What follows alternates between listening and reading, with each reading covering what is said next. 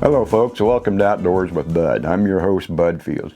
You know, I had a couple fellows ask me, and I didn't know whether they was trying to get me to embarrass myself or not, but they asked me in all the years that I've deer hunted, did I ever have trouble finding my stand of a morning when it's dark, when I'm going into the woods?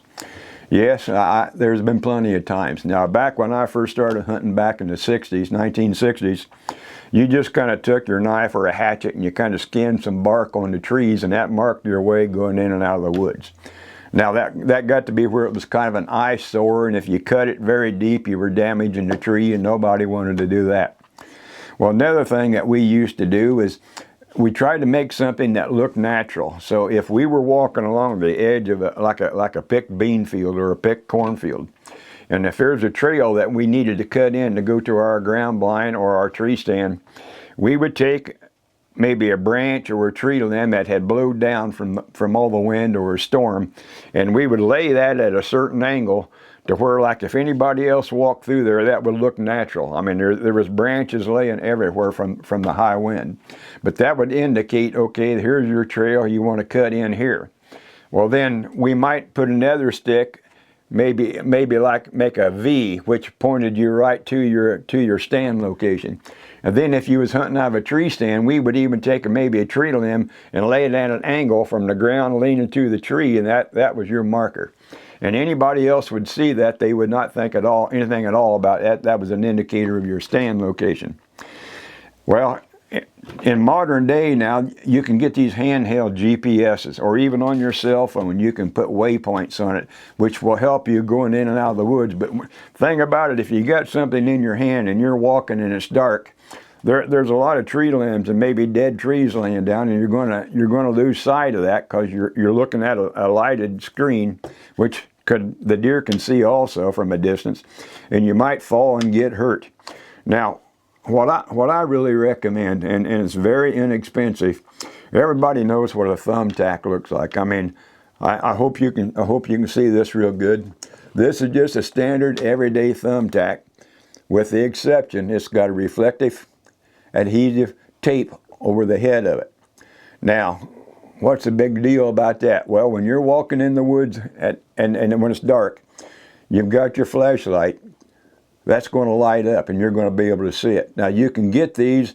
I've seen them with the silver, like the one I'm showing you here. They've got some that's like a real bright orange. And there's some that I've even seen that was kind of a chartreuse green. But when your flashlight hits that, it will light it up just almost like a beacon. Now, what I like to do is, now you don't have to worry about it damaging the tree. This is very hard to show you, but the stem that goes into the bark of the tree is not very long at all. So it's not going to go into the bark of the tree far enough to hurt anything. And when you go up there, you just put it against the bark of the tree. You can just take your thumb and put a little bit of pressure on it, and it's going to hold in there. As long as if you want to bottom it out, you can do that. That just makes them stay in a lot longer.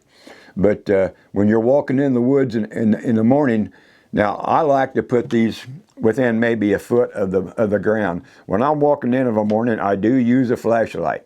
Now, a lot of guys don't have to use flashlights. I prefer it because the safety factor.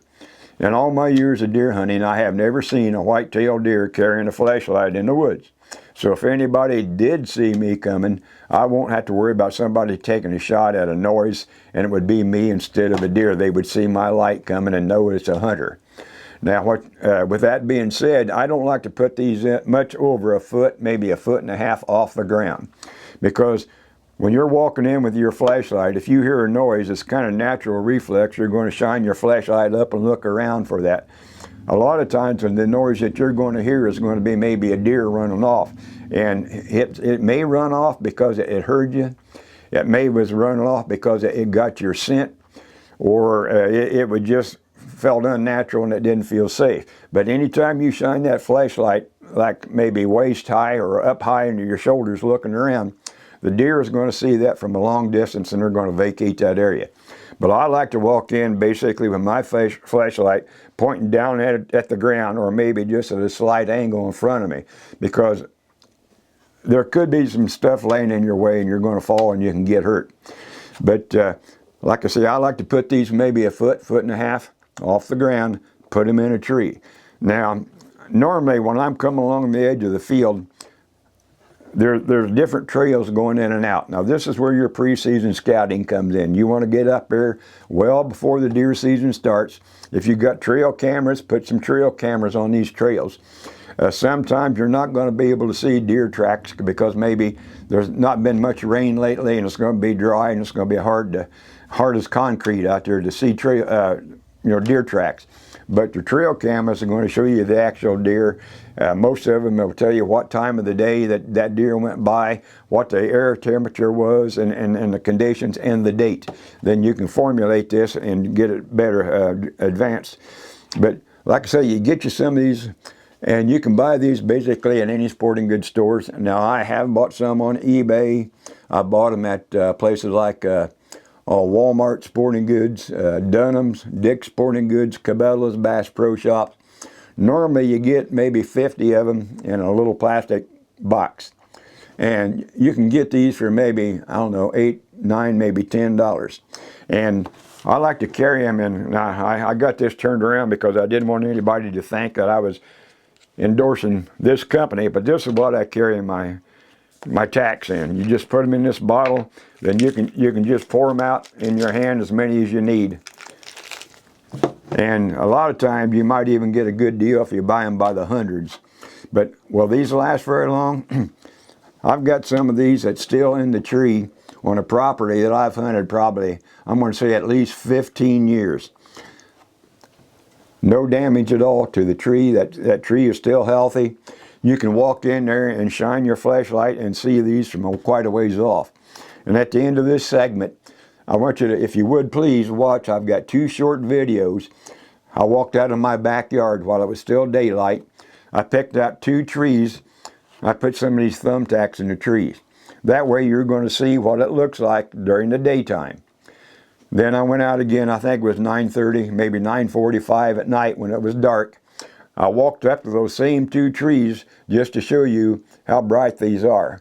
And this is one of the best things, plus it's very economical. Some of your GPSs you can easily get $200, $300, $400 or more in them.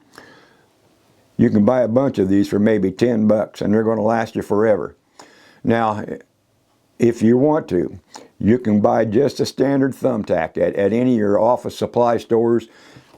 And if you want to take the time, you can buy some reflective tape and make your own little disc that sticks on there. But these are great. So that's the way I find my tree stand or my ground blind.